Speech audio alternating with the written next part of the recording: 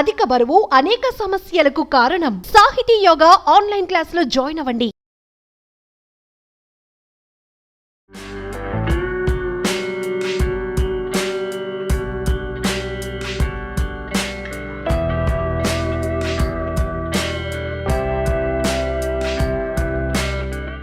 Welcome to Suman TV. కూరలన్నీ అయిపోయాక అన్ని కూరలు అదో ముక్క ఇదో ముక్క మిగులుతుంటుంది. ఒక క్యాప్సికము, ఒక క్యారెట్, కొంచెం క్యాబేజీ ముక్క, ఇంత క్యాలీఫ్లవర్ ముక్క, ఇంట్లో ఆలూలు ఉంటాయి. వీటన్నిటిని కలిపి మనం బిర్యానీలు చేసుకుంటూ ఉంటాం. చాలామంది చేస్తారండి.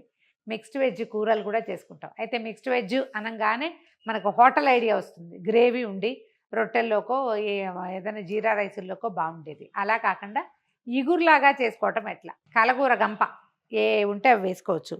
మన దగ్గర ఆలూలు, క్యాబేజీ, కాలీఫ్లవరు, క్యారెట్ ఉంది. క్యాప్సికము, గ్రీన్ పీసు, బీన్స్ ఉంటే కూడా బ్రహ్మాండంగా ఉంటుంది.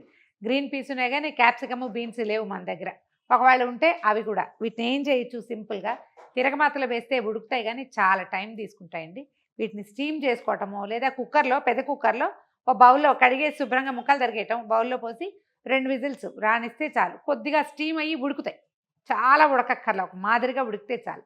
వాటితోటి సింపుల్గా హాయిగా తినేయటం. రొట్టెలతోటి తిన్నా అంత కూర తినగలుగుతాం. ఎక్కువ మసాలాలు ఉండవు, కారం ఉండదు, కమ్మగా కంఫర్టబుల్గా ఉంటుంది. బాక్సుల్లోకి పిల్లలకి ఇంత కూర వేసి అంతే అన్నం కలిపేయటం, కొంచెం కొత్తిమీర, నిమ్మరసం చల్లి ఒక రైస్ లాగా, మిక్స్డ్ వెజ్ రైస్ లాగా కూడా ఇచ్చేసేయచ్చు. ఈజీగా సింపుల్గా ఎలా చేసుకోవాలో చూద్దాం. మన దగ్గర క్యారెట్, ఆలూలు, కొంచెం క్యాబేజీ, కాస్త కాలీఫ్లవర్ ఉన్నాయి. వీటిని కొంచెం ముందు స్టీమ్ చేసుకుందాము.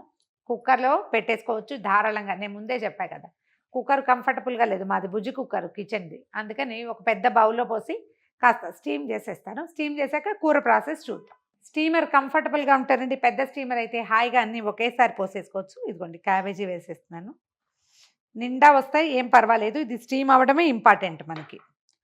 కాలీఫ్లవరు, ఒకవేళ గ్రీన్ పీస్ ఇప్పుడు ఈ కాలంలో సీజన్లో దొరుకుతాయండి. గ్రీన్ పీసు, ఫ్రోజన్ పీస్ అవి ఉంటాయి, కొంతమంది ఫ్రిడ్జ్లో పెట్టుకుంటారు కదా, అలా కూడా వాడేసుకోవచ్చు.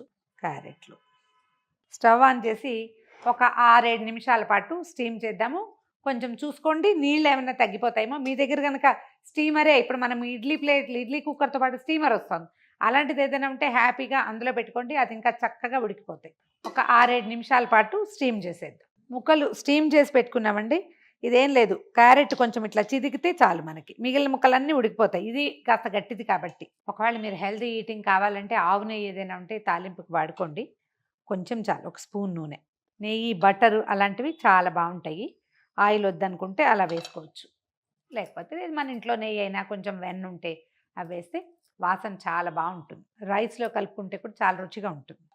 కోకోనట్ బటర్ చేయటము ఒక వీడియో చేసామండి చాలా రోజుల క్రితం, మన ఛానల్లో ఉంటుంది చూడండి. కోకోనట్ బటర్ తోటి ఎంత బాగుంటుందంటే, కొబ్బరి వెన్నతోటి ఎంత బాగుంటుందో, భలే బాగా వస్తుంది. చాలా టేస్టీగా ఉంటుంది. ఏదో ఎగ్జాటిక్గా హోటల్స్లో తిన్న ఫీలింగ్ వస్తుంది అనమాట. ఇంట్లో చేసే దానిలాగా కాకుండా డిఫరెంట్గా ఉంటుంది. ఈ తాలింపుల్లో కూడా మీ చాయిస్ అండి. మీకు పప్పులు కావాలంటే పల్లీలు, జీడిపప్పు అవి కూడా వేసుకోవచ్చు. కొంచెం మినపప్పు వేద్దాము, కొంచెం ఆవాలు కూడా, కాస్త ఆ మాత్రం జీలకర్ర వేద్దాం. ఇవి వేగంగానే కొద్దిగా కరివేపాకు, దీంట్లో సన్నగా తరిగి పెట్టుకున్న అల్లం ముక్కలు, అల్లం పచ్చిమిర్చి గ్రైండ్ చేసి వేసుకోవచ్చండి. ముక్కలు వేసుకుంటే ఎక్కువ బాగుందనిపించింది నాకు. పచ్చిమిర్చి కూడా సన్నగా ముక్కలు తరిగాము. వేగిపోయాక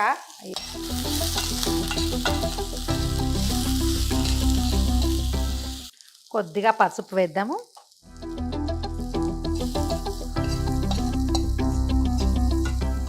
మన దగ్గర క్యాప్సికము, గ్రీన్ పీసు ఉంటే ఇప్పుడు వేసుకోవచ్చండి. క్యాప్సికము, గ్రీన్ పీసు కుక్కర్లో ఉడకబెడితే ముద్ద అయిపోయి బాగుండవు, ఇందులో వేసుకుంటే బాగుంటాయి. ఇవి ఫ్రోజన్ గ్రీన్ పీస్ అంటే మనం డీప్ ఫ్రీజర్లో పెట్టుకుంటాం కదా, ఫ్రీజర్లో పెట్టుకునేవి, ఆ ఫ్రోజన్వి. అవి నేను నీళ్ళల్లో వేసి పెట్టాను, తొందరగానే వేగిపోతాయి.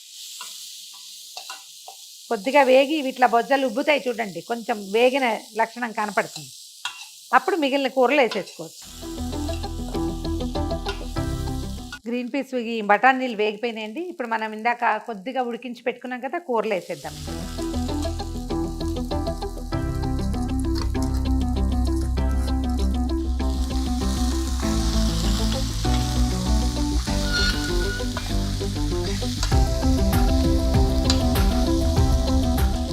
ఈ తాలింపు వాసన అంతా దీనికి పట్టేలాగా పైకి కిందకి కదిపేయటం. ఆ తర్వాత సరిపడా ఉప్పు వేసేద్దాం.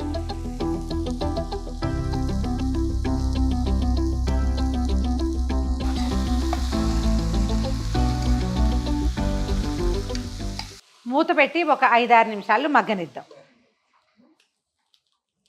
కూర మగ్గిపోయిందండి. ఇది మగ్గడం అయిపోయిన తర్వాత అడుగంటేస్తానంటుంది. కొంచెం తొందరగా దింపేసుకోవాలి.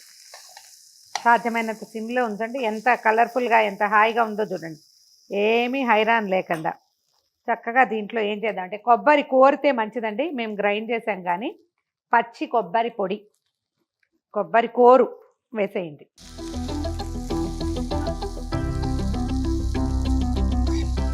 కొబ్బరి మీద ఆసక్తి చాయిస్ ఉంటే మరి కొంచెం వేసుకోవచ్చండి. రాత్రిపూట రొట్టెల్లోకి తినడానికి చాలా బాగుంటుంది. ఇది కోరు వేస్తే చక్కగా ఇలా చీలికల్లాగా వస్తుంది కదా, సన్న సన్న కూరగా బాగుంటుంది, అందంగా కూడా ఉంటుంది. చక్కగా చేతి కొద్ది కొత్తిమీర వేసేసి కూర దింపేసుకోవటమే మనం. పచ్చిమిర్చి కొంచెం తగ్గించుకుంటే పిల్లలకి బాక్సులో యాజిటీస్గా ఇట్లా తినడానికి చాలా బాగుంటుందండి. ఒట్టిగా తినేస్తారు దీన్ని. కొంచెం మిరపకాయలు తగ్గించుకోవాలంతే. చూడ్డానికి ఎంత ముచ్చటగా ఉందో చూడండి. దీన్ని ఏమన్నా అనాలి, కొబ్బరి మిక్స్డ్ వెజ్ విత్ కొబ్బరి. తెలుగు పేరు ఏదో ఒకటి పెట్టండి. నేనైతే కొబ్బరి వేసిన కలగూర అని చెప్తాను దీన్ని.